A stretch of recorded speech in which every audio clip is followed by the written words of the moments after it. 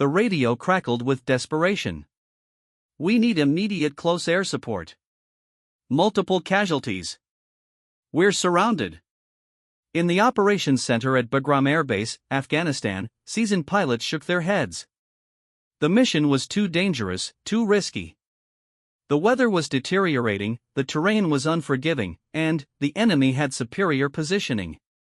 Even the most experienced A-10 Thunderbolt pilots deemed it a suicide run. But, in the corner of the briefing room sat Lieutenant Sarah Phoenix Martinez, fresh out of flight school with barely 200 hours in the A-10. While others saw an impossible mission, she saw something else entirely: 8 Navy SEALs who would die if someone didn't act.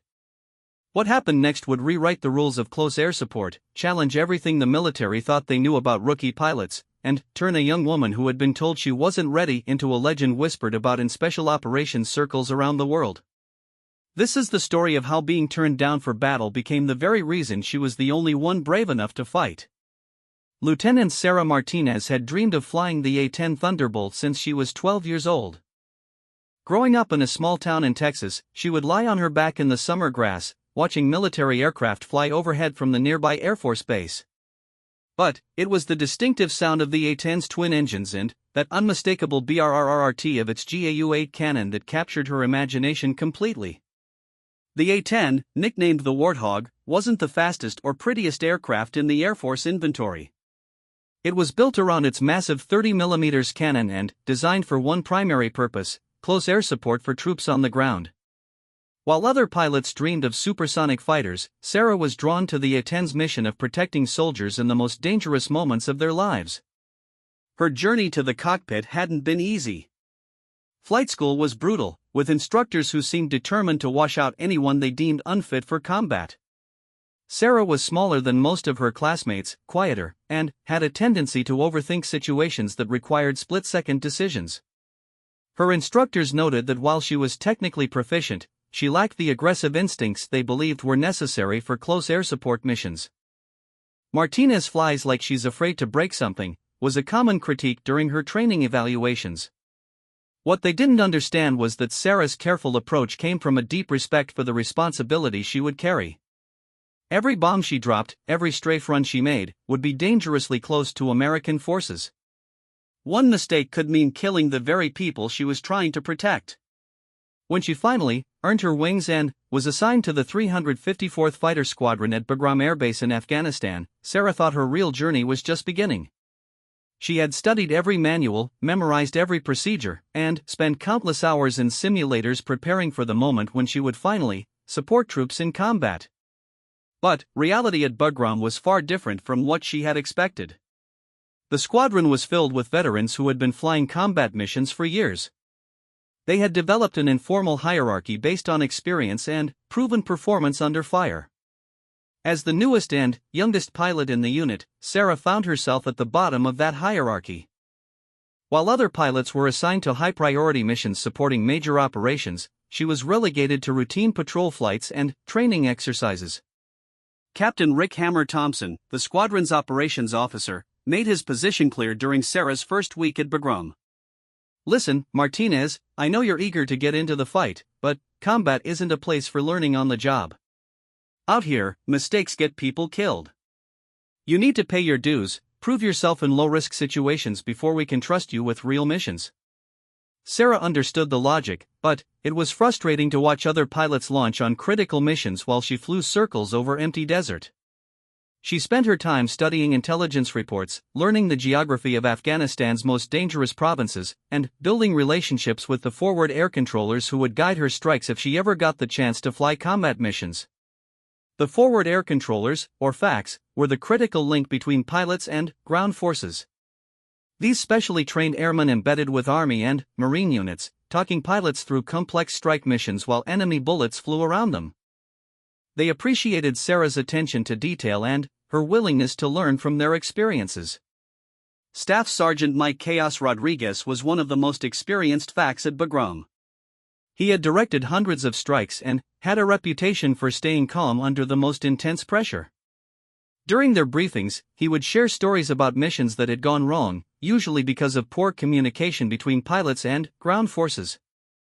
The difference between a good pilot and a great pilot isn't how fast they can get ordnance on target, Rodriguez told Sarah during one of their sessions. It's how well they can understand what's happening on the ground and make smart decisions when everything goes to hell. 3 weeks into her deployment, Sarah's first real test came during a routine patrol over Helmand Province. She was flying with Captain Thompson when they received a call from a Marine unit that was taking light fire from a small group of insurgents. It was a perfect training mission: clear terrain, minimal civilian risk, and a straightforward target. Thompson took the lead, marking the target area and preparing for a gun run. But, as they approached, Sarah noticed something in the thermal imaging that didn't look right. What appeared to be a small insurgent position from altitude looked more complex when she studied the heat signatures more carefully. "Hammer, I'm seeing multiple heat sources spread across a wider area than we initially thought," she reported over the radio. "This might be more than a small harassment team." Thompson was already committed to his attack run and didn't want to abort based on the observations of a rookie pilot. "Phoenix, trust the ground forces. They know what they're dealing with. Maintain overwatch while I take out the target." As Thompson's rounds impacted the primary target area, Sarah watched her thermal display with growing concern. The heat signatures she had noticed earlier began moving in coordinated patterns that suggested a much larger enemy force than anyone had expected. Within seconds, the Marine unit below began taking heavy fire from multiple directions. "We've got a problem down here," came the urgent call from the ground. That was just the tip of the iceberg. "We're taking fire from at least 3 other positions." Sarah found herself in the kind of situation that separated good pilots from great ones. The Marines below needed immediate support, but the enemy positions were scattered and difficult to distinguish from potential civilian structures. Thompson was already turning for another attack run, but Sarah could see that his approach would only address one of the threat areas. Without waiting for orders, Sarah began coordinating with the ground controller to identify the multiple enemy positions. Her careful study of the terrain paid off as she was able to distinguish between active fighting positions and empty buildings. Over the next 20 minutes, she guided Thompson through a series of precise strikes that systematically eliminated the threat while avoiding any civilian casualties. When they returned to Bagram, the mission was deemed a success, but Sarah noticed that she received little credit for her contributions. In the debrief, Thompson focused on the successful neutralization of the target without mentioning Sarah's critical observations that had prevented a potential disaster. This pattern continued over the following weeks. Sarah would fly as wingman on routine missions, provide valuable support and observations, but remain relegated to a supporting role. The squadron leadership seemed determined to keep her in a training status indefinitely. The situation reached a breaking point during a briefing for a major operation in the Kunar province. Intelligence indicated that a high-value target was meeting with local insurgent leaders in a compound near the Pakistan border. The mission would require multiple aircraft and precise coordination with special operations forces on the ground.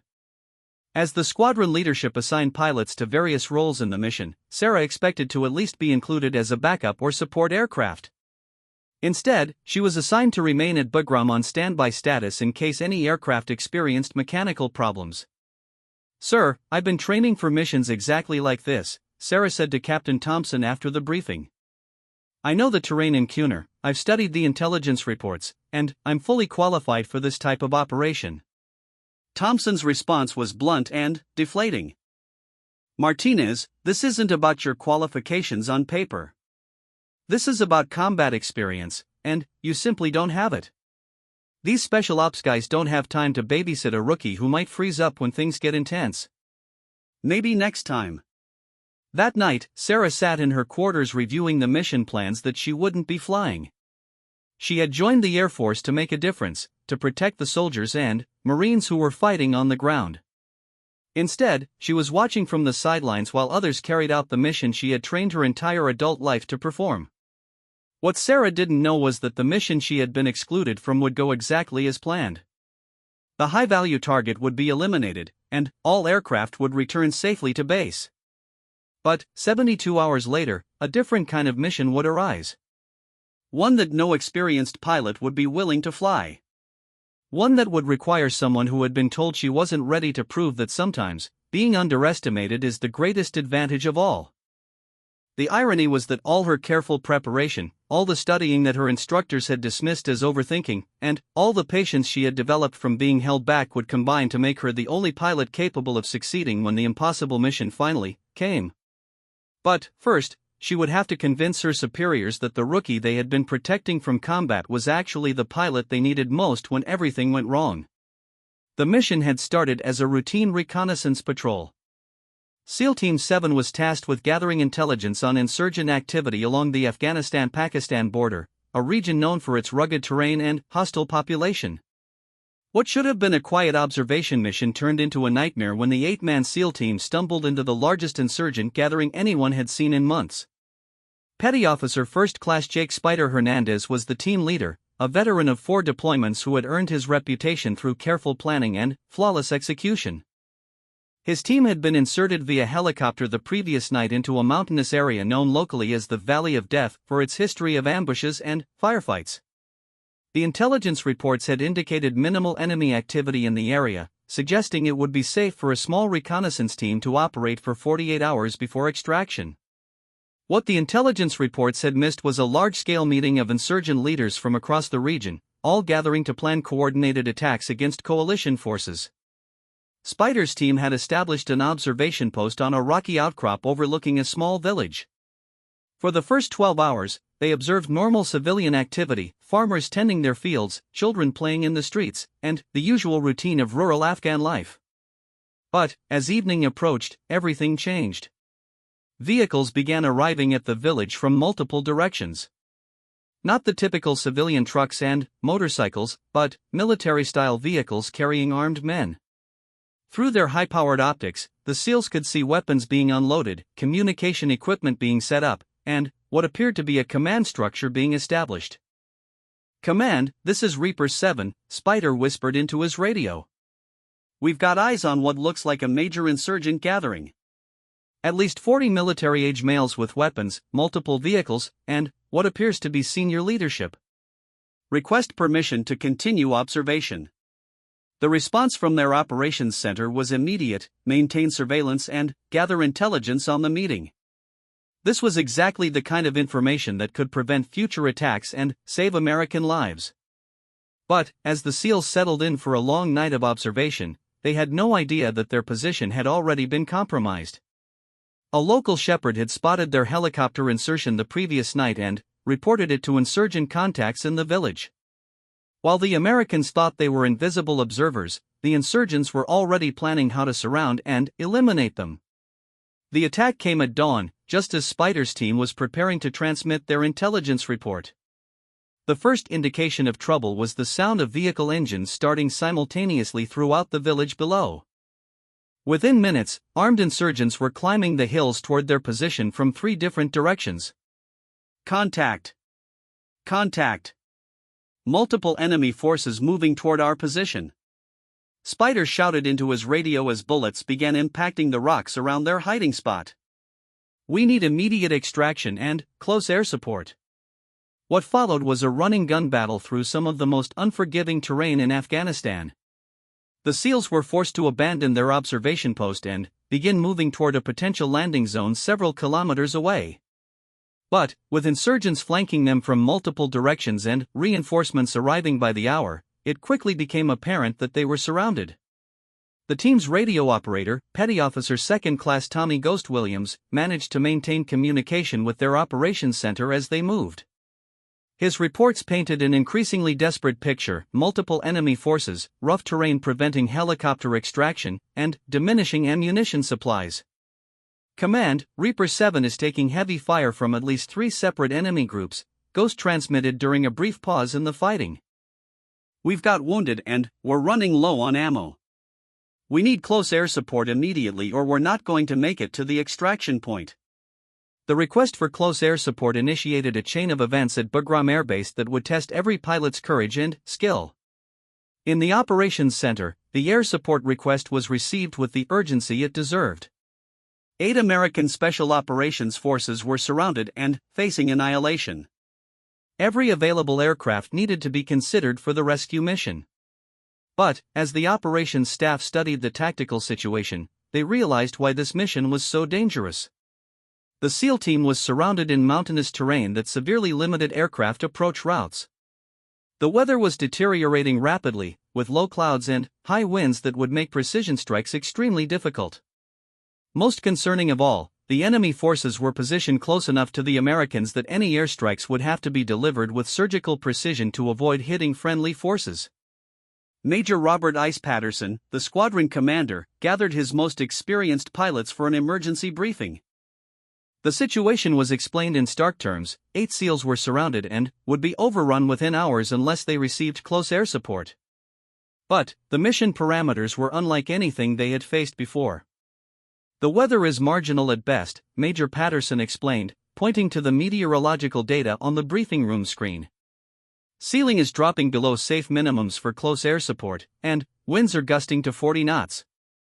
The terrain limits our approach routes, and the enemy has had time to position anti-aircraft weapons. The most experienced pilot in the room, Lieutenant Colonel David Viper Stevens, studied the tactical display with a grim expression. Stevens had flown over 200 combat missions and was considered one of the best close air support pilots in the Air Force. His assessment was sobering. "Sir, with respect, this mission is outside acceptable risk parameters," Stevens said carefully. "The combination of weather, terrain, and proximity to friendly forces makes this extremely dangerous. We could easily end up killing the people we're trying to save." Other senior pilots nodded in agreement. Captain Thompson, who had been so critical of Sarah's readiness for combat, was among those who felt the mission was too risky. "We need to find another way to get those SEALs out of there. Maybe a ground relief force or waiting for the weather to improve." But Major Patterson knew what everyone in the room was thinking but not saying. There wasn't time for alternatives. The SEALs were running out of ammunition and had wounded members who needed immediate medical attention. If they didn't receive air support within the next few hours, they would all be killed.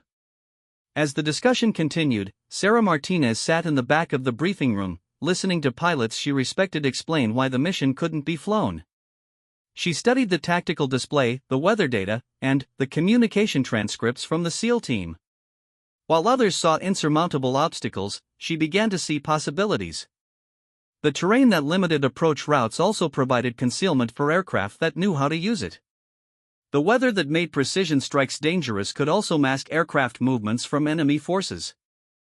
Most importantly, the proximity to friendly forces that made other pilots nervous was exactly the kind of close air support mission that she had been training for her entire career.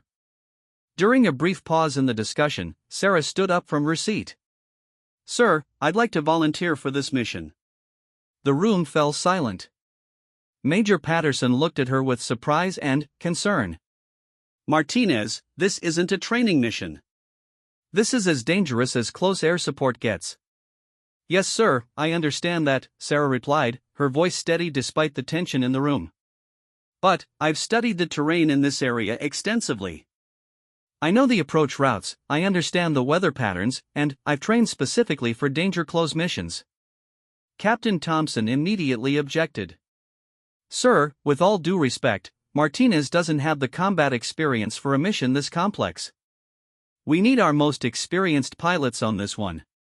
Sarah took a deep breath before responding. "Sir, our most experienced pilots have just explained why they think this mission is too dangerous to fly. Maybe what we need isn't experience telling us why it can't be done. Maybe we need someone who's willing to figure out how it can be done." The room remained silent as Major Patterson considered the situation.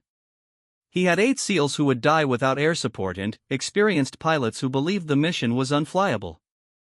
Standing before him was a rookie pilot who was volunteering to attempt what his veterans considered impossible. What Major Patterson didn't know was that Sarah had been preparing for exactly this kind of mission since her first day at Bagram. While other pilots were flying routine patrols, she had been studying the terrain maps of Afghanistan's most dangerous regions.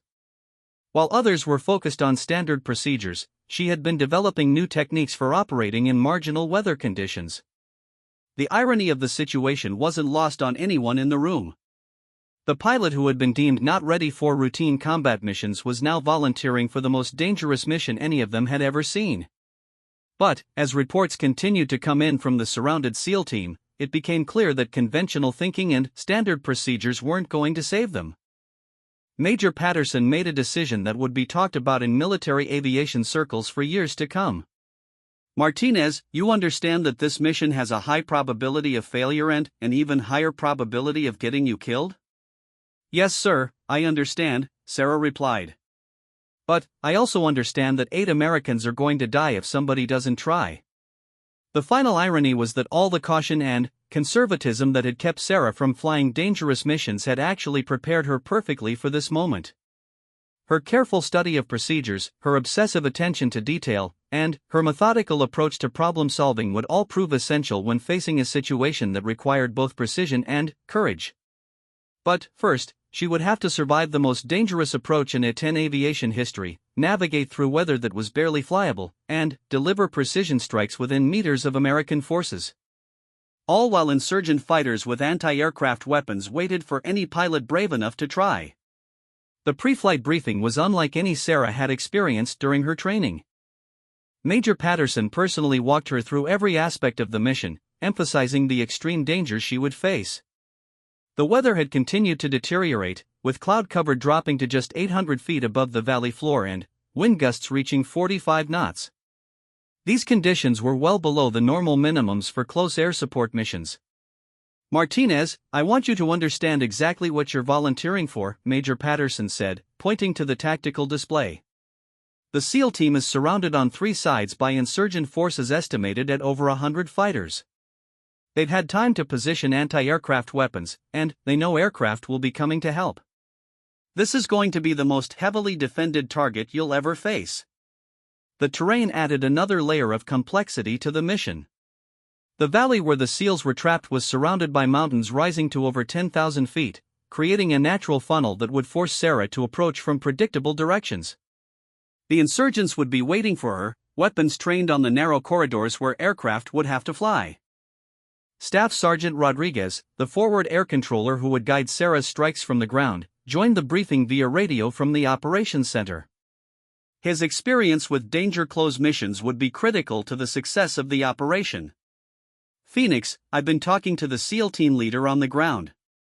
Their situation is deteriorating rapidly. They've got 2 wounded, they're down to about 30% ammunition, and the enemy is closing in from multiple directions." Sarah studied the latest intelligence reports as Rodriguez continued his briefing. The insurgent forces weren't just a random collection of fighters. Intelligence indicated this was a coordinated operation led by experienced commanders who understood small unit tactics. They had effectively surrounded the SEALs and were systematically closing in, using the terrain to their advantage. "The good news is that the SEAL team has thermal marking devices that will help you distinguish them from enemy forces," Rodriguez explained. "The bad news is that some of the enemy positions are less than 50 meters from our guys. You're going to be making danger-close strikes in weather conditions that barely allow visual contact with the ground." As Sarah completed her pre-flight preparations, she was joined by Captain Lisa Torch Anderson, one of the squadron's most respected pilots. Anderson had volunteered to fly wingman on the mission, providing backup and additional firepower if needed. Her decision to participate gave Sarah confidence that experienced pilots recognized the importance of the mission, even if they weren't willing to lead it themselves. "Martinez, I've never flown a mission this dangerous," Anderson said as they walked toward their aircraft. "But those SEALs down there are depending on us, and I'd rather try and fail than not try at all. You take the lead, I'll follow your instructions, and we'll figure this out together." The A-10 Thunderbolt that Sarah climbed into that morning was loaded for maximum effectiveness in close air support. Her aircraft carried a full complement of 30mm cannon ammunition, precision-guided bombs, and rockets. More importantly, it was equipped with the latest targeting systems that would allow her to distinguish between enemy forces and the SEALs she was trying to protect. As Sarah started her engines and completed her pre-flight checks, reports from the ground continued to paint an increasingly desperate picture.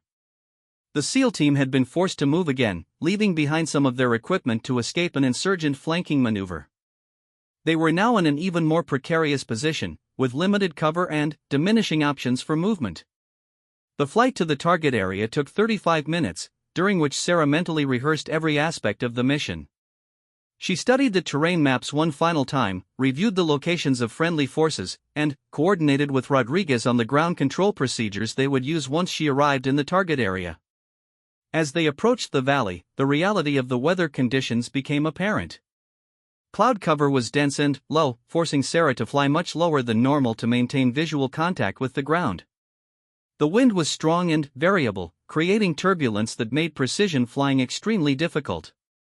"Phoenix, this is chaos," Rodriguez's voice crackled through her headset. "Reaper 7 is in contact and taking heavy fire. They need immediate support at grid coordinates 4127 to 6589.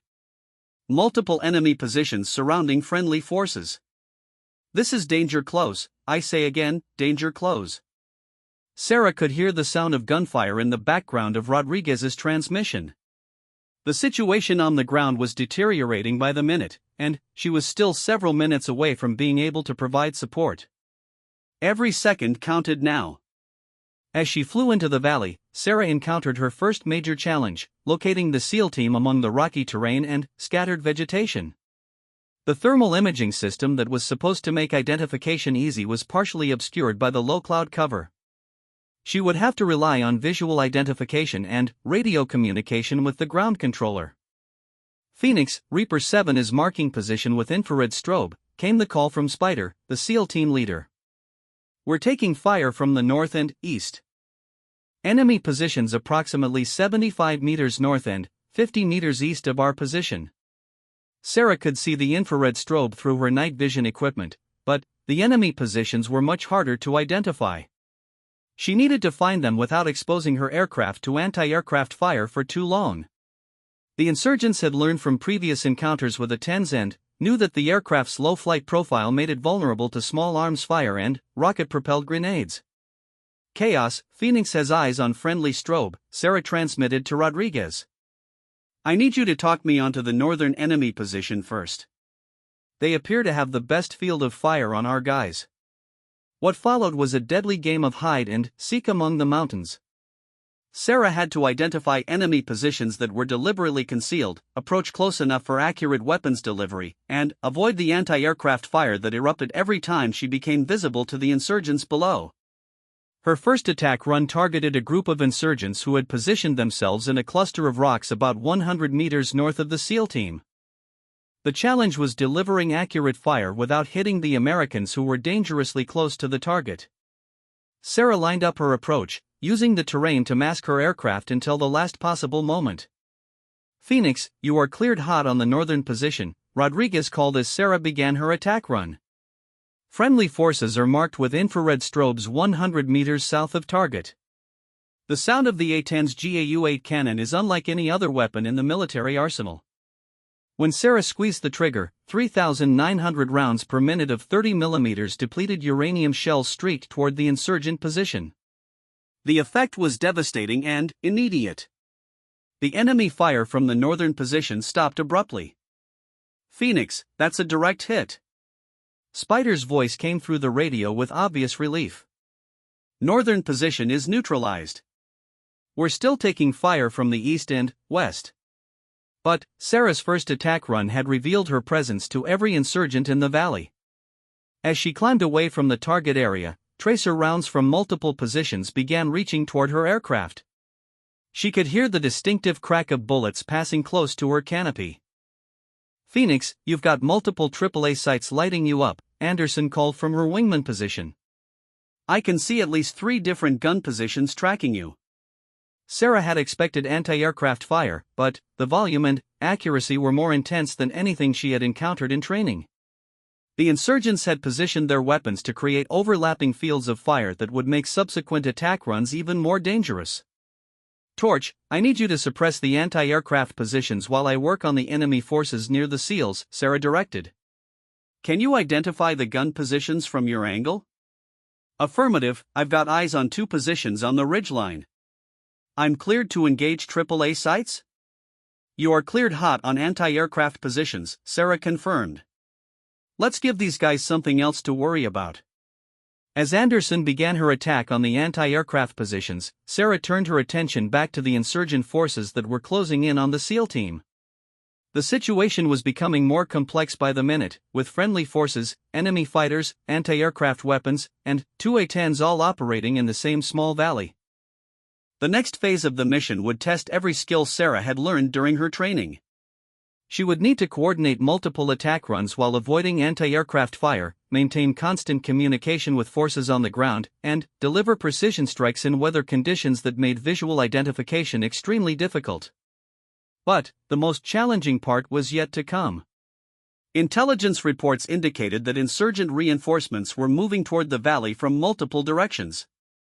What had started as a rescue mission for 8 surrounded SEALs was about to become a much larger battle, with Sarah and Anderson as the only thing standing between the Special Operations Team and complete annihilation.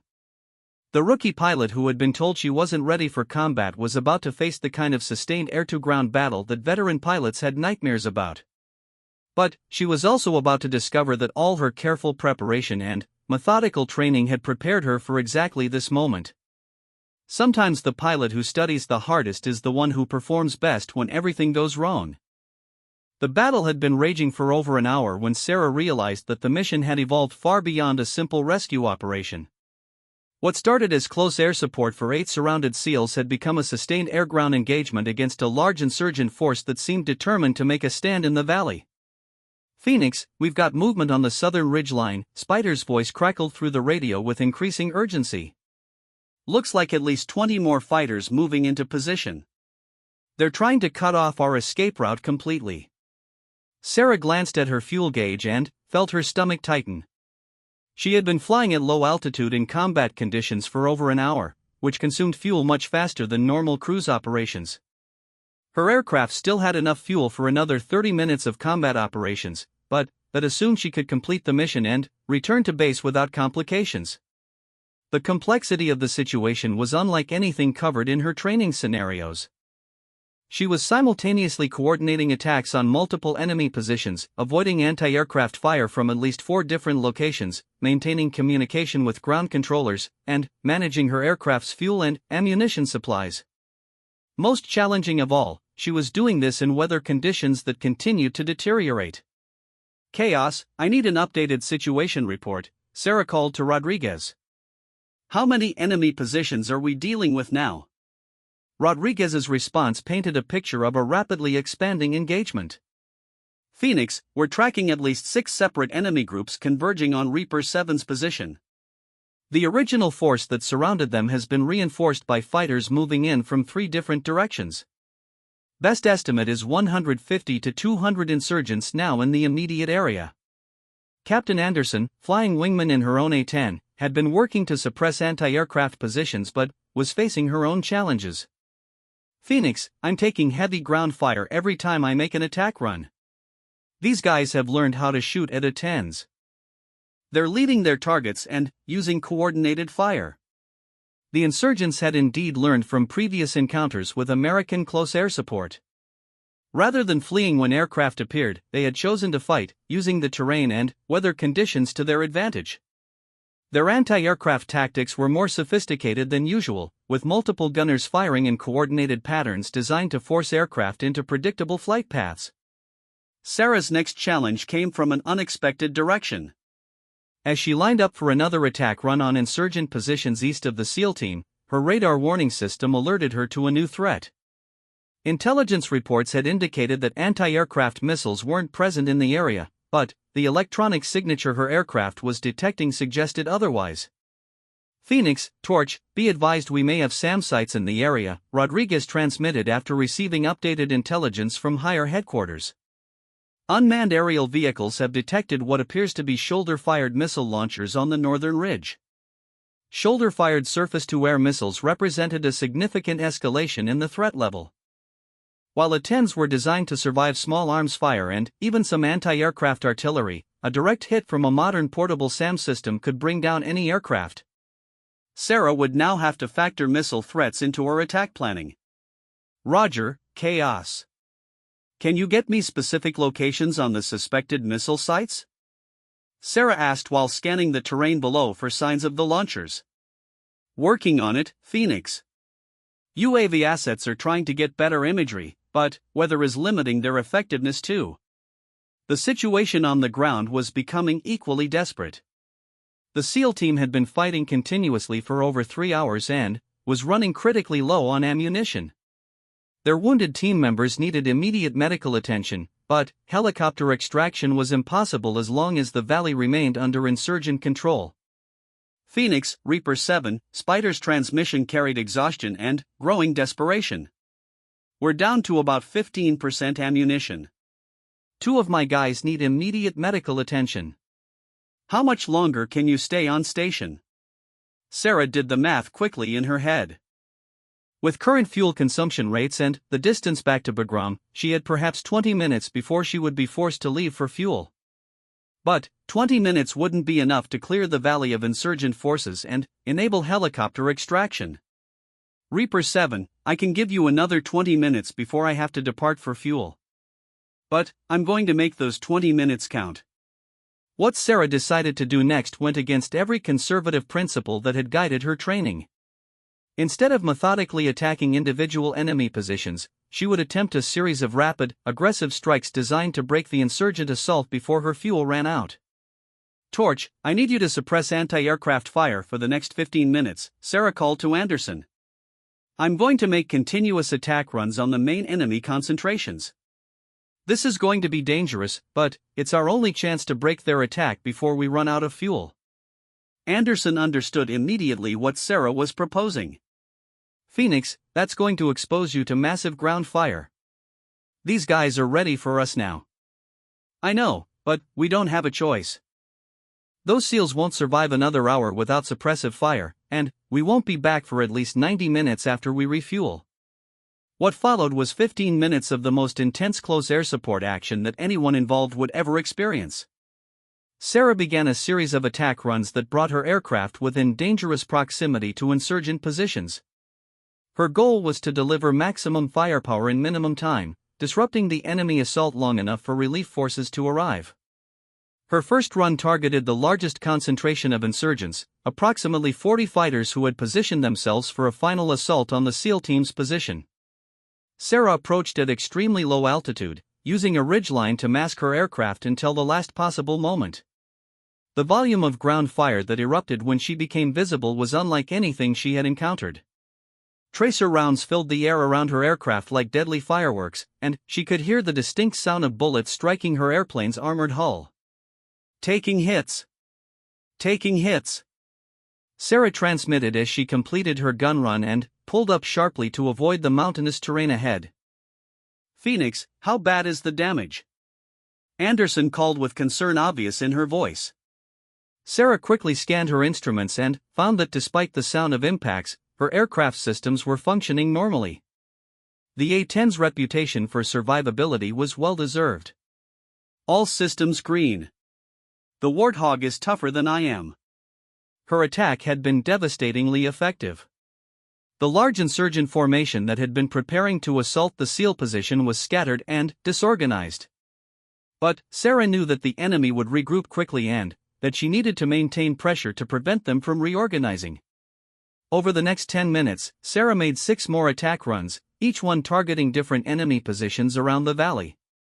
She was flying by instinct now, using her intimate knowledge of the terrain to find approach routes that minimized her exposure to anti-aircraft fire while maximizing the effectiveness of her weapons.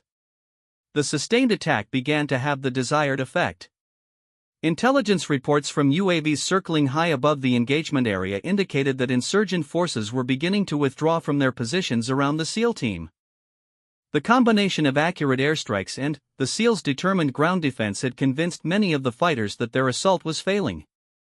But Sarah's aggressive tactics had come at a cost. Her aircraft had sustained multiple hits from small arms fire, and her fuel situation was becoming critical. She had perhaps 5 minutes of combat time remaining before she would be forced to depart for base. Phoenix, Reaper 7, Spider's voice came through the radio with the first hint of optimism she had heard all day. Enemy fire is decreasing significantly. Looks like they're pulling back from our immediate perimeter. How much longer can you stay? Reaper 7, I've got about 5 more minutes before I have to depart for fuel, Sarah replied.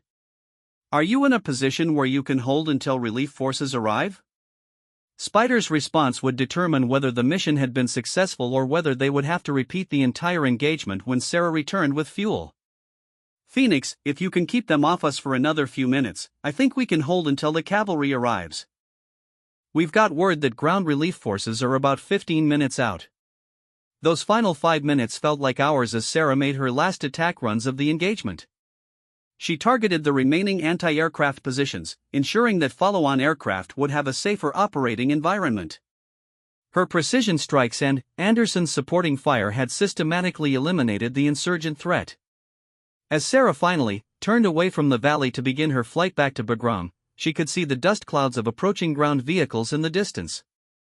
The relief force was arriving just as she departed, timing that would save the SEAL team and complete one of the most successful close air support missions in recent military history. Phoenix, Reaper 7, Spider's final transmission carried genuine emotion. I don't know how to thank you. You saved 8 American lives today. We won't forget this. But, as Sarah flew back toward Bagram with her fuel gauges approaching empty and her aircraft bearing the scars of intensive combat, she knew that the most challenging part of the mission might still be ahead. She would have to land an A-10 that had sustained multiple combat hits, debrief a mission that had pushed the boundaries of acceptable risk, and face questions about her decision to volunteer for an operation that senior pilots had deemed too dangerous to attempt. The rookie who had been told she wasn't ready for combat had just completed one of the most challenging close air support missions in A-10 aviation history. But, the real test would be whether the military establishment would recognize her achievement or punish her for taking risks that went against conventional wisdom. The approach to Bagram Air Base was unlike any Sarah had ever flown. Her aircraft had sustained significant battle damage, with multiple bullet holes in the wings and fuselage, but the A-10's legendary toughness had brought her home. As she lined up for landing, emergency vehicles positioned themselves along the runway, unsure of what condition her aircraft might be in after the intensive combat mission. Major Patterson stood in the control tower, watching Sarah's aircraft approach through binoculars. He had been monitoring the mission through radio communications and UAV feeds, witnessing close air support tactics that were both brilliant and borderline reckless.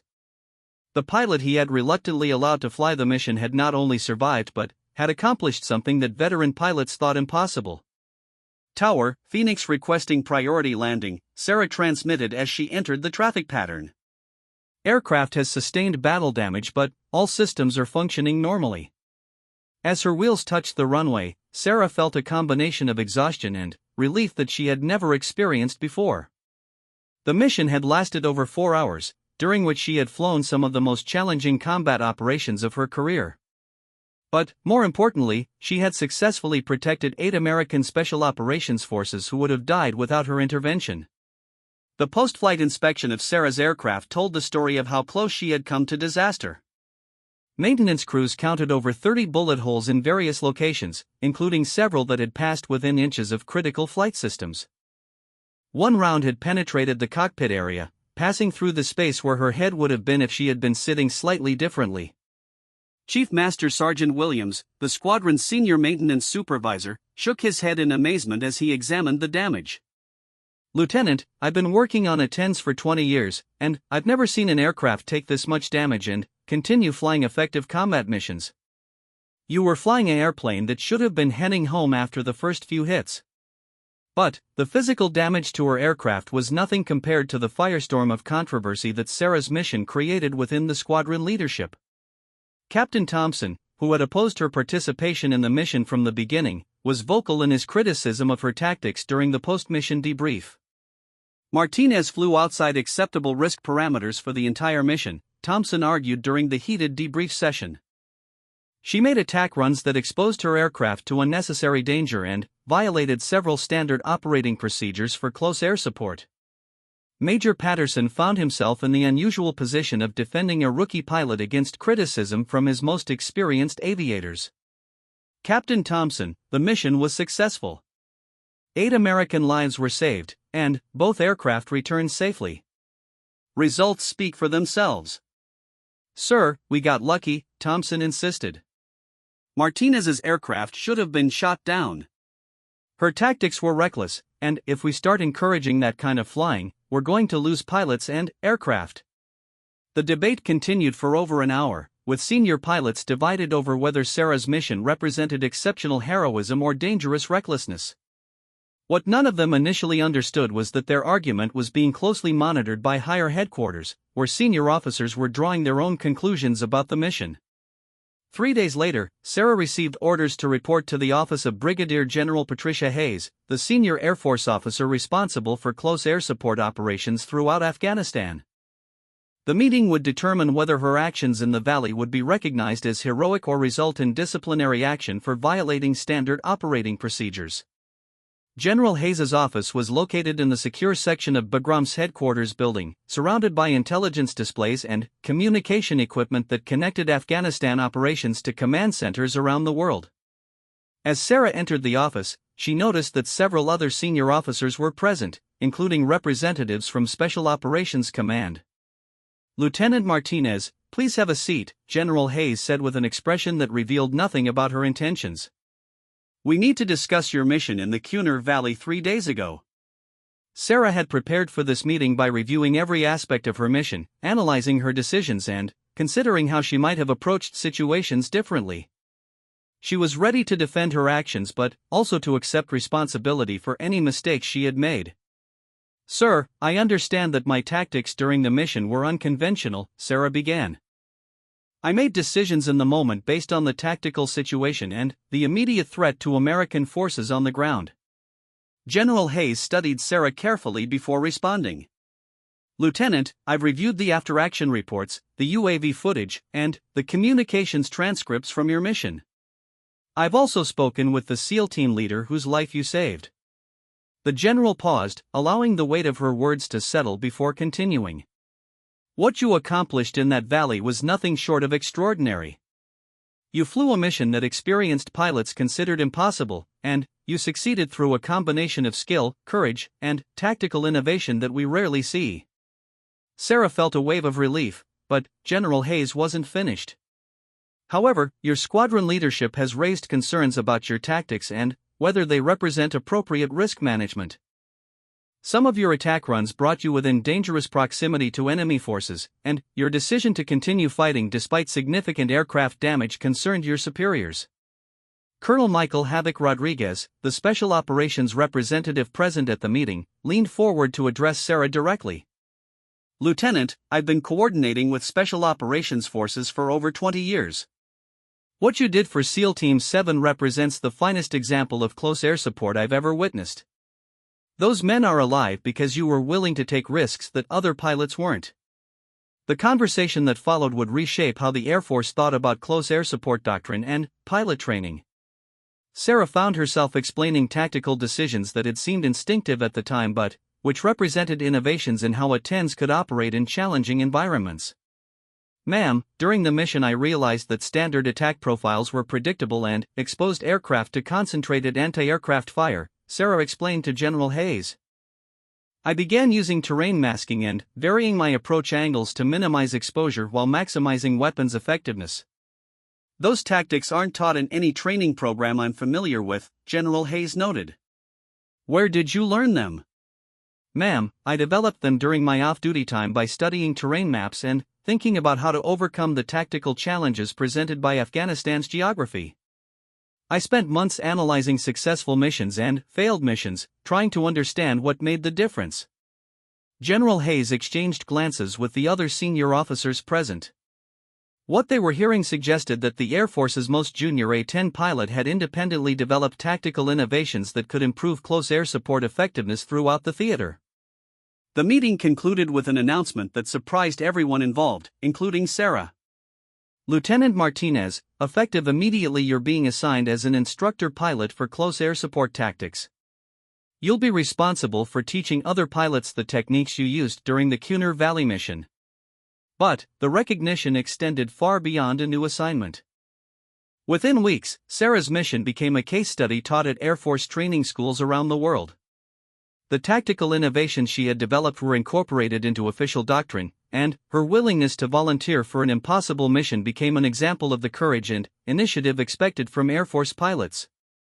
6 months later, Sarah stood before a formation of newly graduated A-10 pilots at Bagram Air Base, preparing to give them their first briefing on close air support operations in Afghanistan. Among the audience were several of the same pilots who had initially criticized her mission in the Kunar Valley. Close air support isn't about following a checklist or applying standard procedures to every situation, Sarah told the new pilots. It's about understanding that American lives depend on your willingness to adapt, innovate, and take calculated risks when the situation demands it. As she looked out at the faces of pilots who would soon face their own moments of truth in combat, Sarah reflected on how much had changed since that morning when she volunteered for a mission that nobody else would fly. The rookie pilot who had been told she wasn't ready for combat had not only proven her worth but had redefined what was possible when skill, courage, and determination combined at the moment when they were needed most. The story of her mission spread far beyond military circles, inspiring a generation of pilots who understood that being underestimated could become the greatest advantage of all.